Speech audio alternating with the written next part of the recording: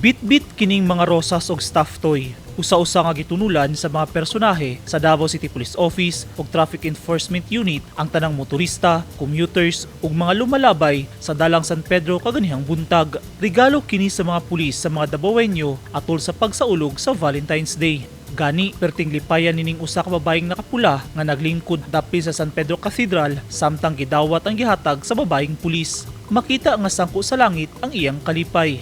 Hasta kining babayeng nakaputig sa nina, bisa naka face mask, makita sa iyang mga mata ang tubang kalipay diyang gitunulan siya og rosas nga bulak sa lalaking pulis. Walay pili ang mga pulis kay hasta kining lalaking naka-t-shirt ug yellow nga nagbisikleta ilang gipahunong aron hatagan og rosas. Kutob sa ilang magyan sa dalan, ilang pangatagan. Usa kini sa ilang pamaagi aron ipakita sa katawhan ang ilang paghigugma. Gipanguluhan ni Police Colonel Alberto Lupas ang aktibidad.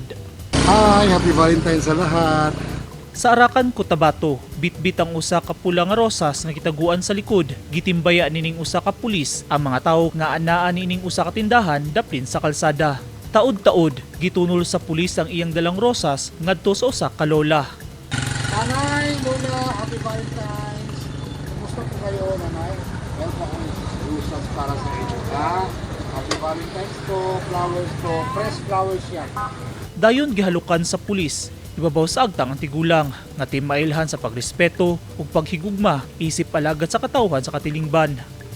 Samtang sa Coronadal City, pinasahi isab ang gihimong operasyon sa mga personahe sa Land Transportation Office Region 12 kaganyang buntag atol sa pagsaulog sa Valentine's Day. Kay imbes ticket sa violation ang ihatag, tagsa ka rosas nga bulak ang ilang gitunol ngadto sa mga driver nga mulabay sa lugar, gikan sa tricycle ug pribadong sakyanan ilang pahunungon.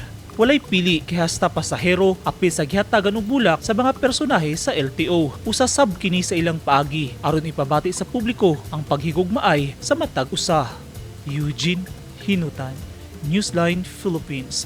Stay safe.